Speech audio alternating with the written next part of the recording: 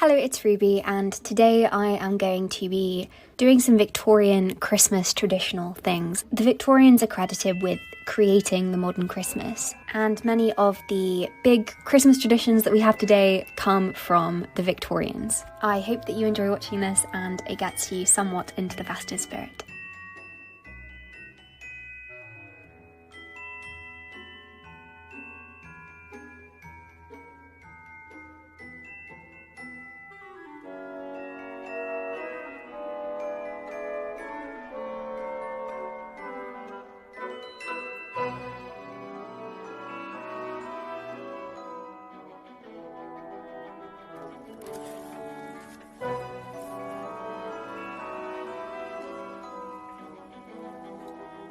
I'm starting off the day reading some classic locked room mysteries edited by David Stuart Davies. So in the early and mid-Victorian period, ghost stories were read at Christmas, not stories of goodwill and kindness and all of those themes that we tend to see in Christmas movies and books now. It was ghost stories, and these would be read aloud in the home. Christmas was a time for being frightened, and so you'd read them around the fire. I've lit our fire, cheating because it's a gas fire, not a normal fire. I'm reading these aren't ghost stories, but it's the closest that I had in my collection. And it feels really strange actually, because obviously I associate this kind of literature with Halloween, and it's the 22nd of December, so I feel like I should be reading something like The Nutcracker or Little Women or something. This feels very odd to be reading, definitely not my typical choice for December. But it's good, and I do like this collection. I'm also just about to tune in to the live reading of A Christmas Carol with the Dickens Museum. This is a prime example of a ghost story which was read aloud around Christmas time. Of course, in A Christmas Carol, Scrooge is visited by 3 ghosts, and so it very much incorporates those traditional stories of Christmas, but we also see modern Christmas stories enveloped within this too. So it's a really cool fusion piece between the two different types of Christmas literature.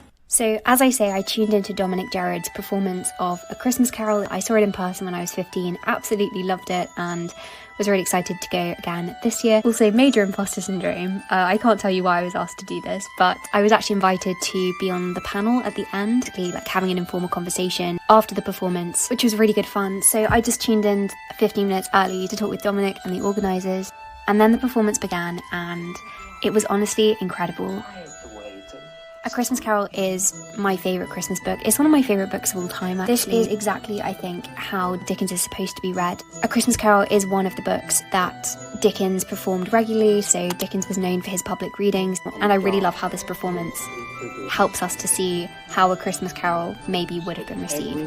There's this great piece in Sanders' newsletter from 1858 where it says, "When the readings by Charles Dickens have become a matter of history and the waves of time have rolled over the present marvellous era, there will be hundreds who to their children and grandchildren shall tell that they heard and saw the man who has painted life as it is in England, and to a great extent universal life, with a master hand." Dickens's public readings were notorious, and it's great seeing these brought to life again.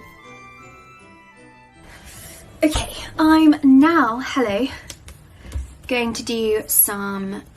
to write a Christmas card. I've already written a Christmas card for this person. It's for my old English teacher, but I'm just going to add this into his card because I think it's quite fun. Christmas cards were invented in the Victorian period, and they had really unique, strange pictures on. There are so many jokes about the absurdity of Christmas cards. Classic Christmas cards now, you'll get a nice robin, you'll get a sleigh with some reindeers and a nice tree with some presents underneath.